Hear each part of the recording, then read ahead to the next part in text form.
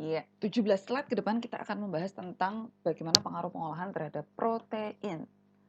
Protein merupakan komponen yang sangat reaktif karena asam amino itu ternyata dapat bereaksi dengan banyak hal. Gula reduksi, contohnya glukosa. Kemudian senyawa fenolik atau senyawa antioksidan, itu protein juga bisa bereaksi loh. Terus protein juga bisa bereaksi dengan lemak dan hasil oksidasi lemak. Bahan-bahan alkali, SO2, H2O2, dan seterusnya. Catat nih, 4 asam amino yang paling reaktif adalah lisin, triptofan, metionin, dan sistein. Artinya apa? Artinya kalau ada 4 asam amino ini, maka proteinnya itu sangat reaktif dan nanti dapat menghasilkan zat-zat hasil reaksi protein yang bisa jadi tidak baik bagi kesehatan. Ingat-ingat tuh, LTMA, lisin, triptofan, metionin, dan sistein. Selama pengolahan, protein atau asam amino akan membentuk kompleks kovalen dengan senyawa-senyawa tadi atau misalnya teroksidasi sehingga dapat menurunkan daya cerna maupun nilai gizinya. Reaksi yang pertama terjadi adalah Maillard reaction atau reaksi pencoklatan non-enzimatis. Reaksi pencoklatan ini terjadi karena asam amino bereaksi dengan gula reduksi. Contoh gula reduksi itu glukosa, manosa gitu.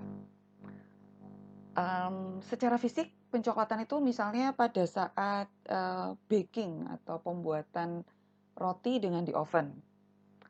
Di dalam bahan-bahan pembentuk roti atau dalam adonan itu kan ada proteinnya, ada gulanya. Nah, protein dan gula kemudian akan bereaksi, kemudian menyebabkan warnanya menjadi coklat. Coba kalian perhatikan bahwa warna coklat dari roti itu yang paling banyak ada di permukaan kan? Itu kenapa? Nah, nanti akan dijelaskan. Contohnya itu pada pembakaran roti, pemanggangan daging, sate misalnya. Kemudian pemanasan susu yang sampai susunya itu terkaramelisasi, kemudian produksi breakfast cereal itu reaksi pencoklatan ya terjadi akibat protein bereaksi dengan gula. Nah, ingat-ingat nih, reaksi Maillard. Reaksi Maillard itu akan sangat sering kita bahas di dalam teknologi pangan karena merupakan reaksi yang amat sangat sering terjadi pada bahan yang mengandung protein.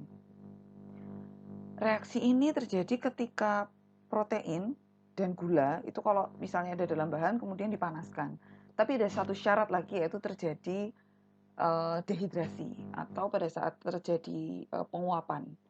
Jadi ada panas, ada protein, ada gula, terus airnya menguap. Nah, itu akan terjadi reaksi Maillard atau pencoklatan.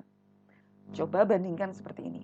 Adonan kue yang di oven dan adonan kue yang dikukus. Adonan kue yang dikukus akan berubah menjadi bakpao yang berwarna putih. Sedangkan adonan kue yang di baking atau di oven akan menjadi roti yang berwarna coklat. Bedanya ada pada air. Kalau dikukus kan ada uap air, sehingga tidak terjadi dehidrasi atau penguapan. Maka protein dan gula kalaupun bereaksi tidak akan menghasilkan reaksi Maillard. Tapi kalau di oven ada protein panas tinggi terus bereaksi dengan gula, nah akan terbentuk senyawa namanya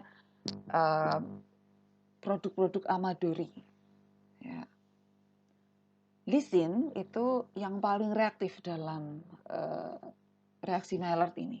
Jadi reaksi Maillard adalah kondensasi atau reaksi antara gugus karbonil ya, dari gula reduksi COH, gugus OH-nya itu dengan grup amino bebas menghasilkan suatu senyawa namanya basa Schiff. Basa Schiff kemudian akan mengalami perubahan reaksi menjadi suatu senyawa namanya senyawa Amadori. Akibat reaksi Maillard, kalau secara fisik kita mencoklat. Tapi secara kimiawi, lisin atau asam amino lain akan rusak sehingga terjadi penurunan ketersediaan asam amino dan daya cerna protein akan menurun. Basa Schiff itu sifatnya adalah ketosa. Ya Allah Bu, apa pula ini Bu, gitu ya. Jadi kalian nggak perlu ngapalin perubahan-perubahan reaksi ini tuh enggak. Pada intinya, ini kalian lihat di anak panah di bagian atas, yang bagian tengah ada minus H2O.